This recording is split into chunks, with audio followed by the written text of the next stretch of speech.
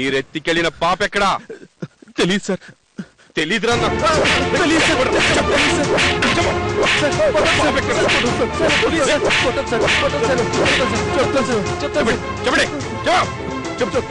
ఎక్కడా?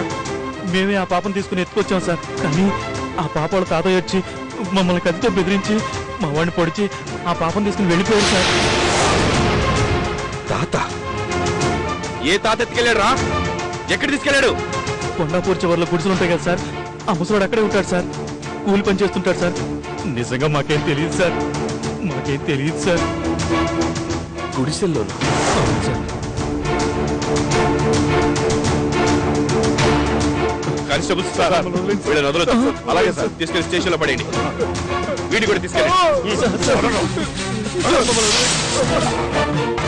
ఘోరం జరిగిపోయింది కల్పన. ఏంటండి ఏమైంది? ఏమండి ఏంటండి అదోలా ఉన్నారు? ఏం జరిగింది? ఇప్పటిదాకా ఎక్కడికి వెళ్ళారు? అయినా ఇంత రాత్రైనా మీరు ఇంకా రాకపోయేసరికి నేను ఎంత కంగారు పడ్డానో తెలుసా? కల్పన, ఓ తొందరపాటు నిర్ణయం ఓ మనిషి జీవితాన్ని ఎలా నాశనం చేస్తుందో ఇప్పుడే తెలిసింది. ఏంటండి ఏముంటున్నారు? తొందరపాటు నిర్ణయం ఏంటి? ఆ నిర్ణయం ఎవరి జీవితం నాశనం చేసింది? ఆ నిర్ణయం తీసుకున్నది నువ్వు.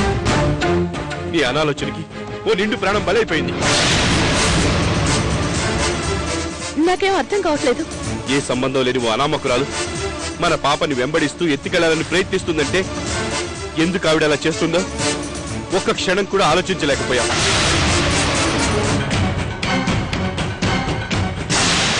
నువ్వు ఇన్నాళ్ళు నా పాప అంటున్న ఈ జ్వాల యాదమ్మ చెప్పినట్టు నిజంగా మన బిడ్డే కాదు. ఇన్నాళ్ళు నువ్వు ప్రాణం కన్నా మిన్నగా చూసుకుంటున్నావే, అసలు ఈ ప్రాణం ఈ పేగు తెంచుకు పుట్టలేదు. నేను చెప్పేది నిజం. జ్వాల మనకి పుట్టిన బిడ్డ కాదు, నా తమ్ముడు దీపక్కి పుట్టిన బిడ్డ. ఇన్నాళ్ళు ఆ రమ్య దగ్గరే పెరిగింది.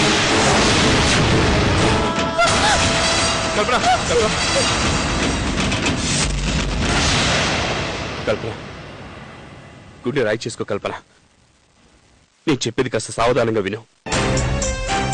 కన్నబిడ్డ దూరమై నువ్వు శవంలా పడున్న సమయంలో కరుణం చూడగానే నీలో ఏదో తెలియని చలనం కనిపించింది. యాదమ్మ దగ్గర పెరుగుతున్న కరుణని నీ ముందుకు తీసుకొస్తే నువ్వు మామూలు మనిషి అవుతావన్న ఆశతో యాదమ్మ నొప్పించి కరుణను మన ఇంటికి తీసుకొచ్చాను. కరుణ ఈ ఇంట్లో అడుగు పెట్టగానే నీలో ఊహించని మార్పు చూశాను. చాలా వెతికాను కల్పన, కానీ కరుణ చాలా తెలియలేదు. అయ్యో అయ్యో అయ్యో భగవంతుడా, నేనెంత పాపిష్టిదాన్ని.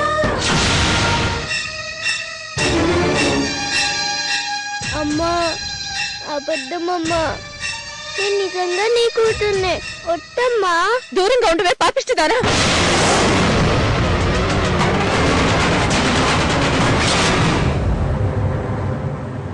నన్ను తాకావంటే చంపేస్తాను.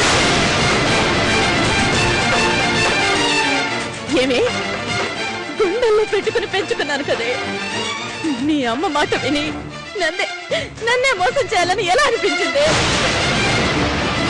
కల్పన, పాపం జ్వాల అమాయకురాలు, దానికేం తెలుసు? దీన్ని క్షమించకూడదు. ఇది ఇంట్లో ఒక్క క్షణం కూడా ఉండడానికి వీల్లేదు. పంపించేయండి. అమ్మా కల్పన, ఏం చేస్తున్నావు? మీరు కానీ దీన్ని పంపించకపోతే దీని తల్లి పాపాన్ని నేను పంచుకున్నదాన్ని అవుతాను. నా బిడ్డను నేను నా చేతులారా దూరం చేస్తున్నాను.